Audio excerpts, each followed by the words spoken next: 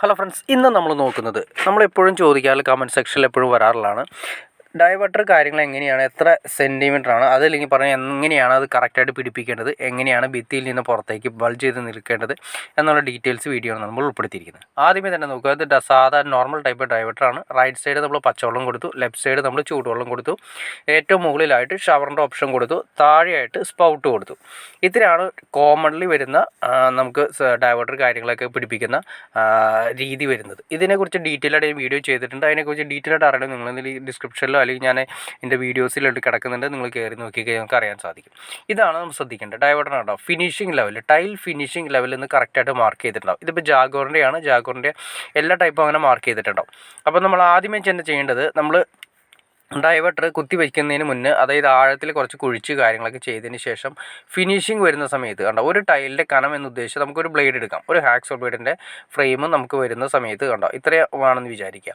അത് നമ്മൾ കറക്റ്റായിട്ട് ഈ പറയുന്ന ഭിത്തിയിൽ നിന്നും, ഭിത്തി തേച്ചതിന് ശേഷം മാത്രമേ പ്ലംബിങ് ചെയ്യാവൂ. അപ്പോൾ ഭിത്തി വെച്ചതിന് ശേഷം നമ്മളിങ്ങനെ ചെയ്യുന്ന സമയത്ത് കറക്റ്റായിട്ട് കണ്ടോ, ആ മിനിമം എന്ന് കറക്റ്റായിട്ട് മാർക്ക് ചെയ്തേക്കുന്ന ആരോ ഉണ്ടോ, ആ ആരോയിൽ നമുക്ക് ഈ പറഞ്ഞ ലെവലിൽ നമുക്ക് കിട്ടും.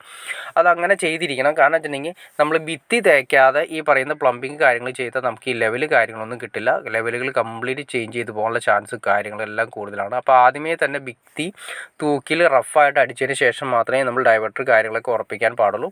നമ്മൾ നേരെ ബ്ലേഡിൻ്റെ, അതായത് ബ്ലേഡിൻ്റെ ഒരു കനമാണ് നമ്മൾ സാധാരണ നമ്മളൊരു 1 സെൻറ്റിമീറ്റർ 1.5 സെൻറ്റിമീറ്ററൊക്കെയാണ് മാക്സിമം കൂടി വന്നു കഴിഞ്ഞാൽ നമ്മൾ ടൈലും അതിൻ്റെ പരിക്കനും അല്ലെങ്കിൽ അതിൻ്റെ പശയും കാര്യങ്ങളൊക്കെ കൂടി വരുമ്പോൾ സാധാരണ വരാറ്. ഭിത്തി ഇനി തൂക്ക് വ്യത്യാസം വരുമ്പോഴാണ് ഈ പറഞ്ഞ പ്രശ്നങ്ങളൊക്കെ വരാറ്. ഭിത്തി തൂക്ക് വ്യത്യാസം വരുമ്പോൾ നമുക്ക് ലെവൽ കാര്യങ്ങളൊക്കെ വ്യത്യാസം വരും. അപ്പോൾ ഭിത്തി തൂക്കിൽ വേണം ചെയ്യാനായിട്ട്. അപ്പോൾ അതിൻ്റെ കറക്റ്റായിട്ട് ലെവൽ മാർക്ക് ചെയ്തിട്ടുണ്ട്. മിനിമം എന്നും മാക്സിമം എന്നും മാർക്ക് ചെയ്തിട്ടുണ്ട്. അപ്പോൾ ആ ലെവലിൽ വേണം ചെയ്യാനായിട്ട്. മാക്സിമത്തിനേക്കാൾ കൂടുതൽ നമ്മൾ ഭിത്തിയുടെ അകത്തേക്ക് ഡൈവർട്ടർ കയറ്റി വിട്ട് കഴിഞ്ഞാൽ എന്ത് സംഭവിക്കുന്നത് വെച്ചാൽ, നമുക്ക് ഇതിൻ്റെ ലിവറുണ്ട്, ഫ്രണ്ടിൽ വരുന്ന ലിവർ, ആ ലിവറാണ് നമ്മൾ ഓപ്പറേറ്റ് ചെയ്യുന്നത്. ഭിത്തിയിൽ തട്ടാനുള്ള ചാൻസ് കൂടുതലാണ്. അപ്പോൾ അതുകൊണ്ടാണ് മിനിമം മാക്സിമം എന്ന് പറഞ്ഞത്. മിനിമത്തേക്കാൾ കൂടുതൽ പുറത്തേക്ക് നിന്ന് കഴിഞ്ഞാൽ, അതായത് മിനിമം പോലും അകത്തേക്ക് ഡൈവർട്ടർ നിന്നില്ലെങ്കിൽ എന്ത് സംഭവിക്കുന്നത്, ഇതിൻ്റെ പ്ലേറ്റ് ഉണ്ട്, ആ പ്ലേറ്റ് നമ്മൾ ഭിത്തിയോട്, അതായത് എല്ലാം കഴിഞ്ഞ് ടൈലിലോട് അഴുക്കാനുള്ള ചാൻസ്, ഒരു ഗ്യാപ്പ് ഉണ്ടാവും. അപ്പോൾ അതും വേണ്ടിയിട്ടാണ് മിനിമം എങ്കിലും ഭിത്തിയുടെ അകത്തേക്ക് കയറി നിൽക്കണം എന്ന് കറക്റ്റായിട്ട് പറയുന്നത്.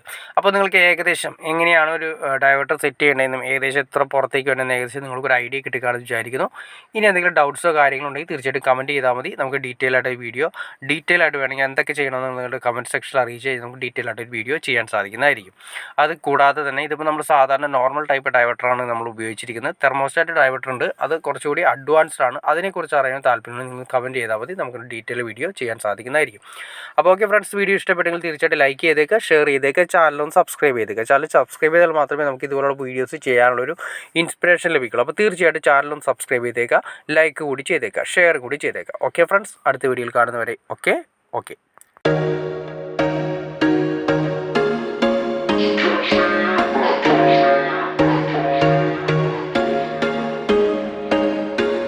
There was once a day that I would pray for you. I'd go and misbehave just so you'd notice too. Sneaking looks up and down from across the room. And damn, what a hell of a view. I feel good, you look great, I like you, I can't wait.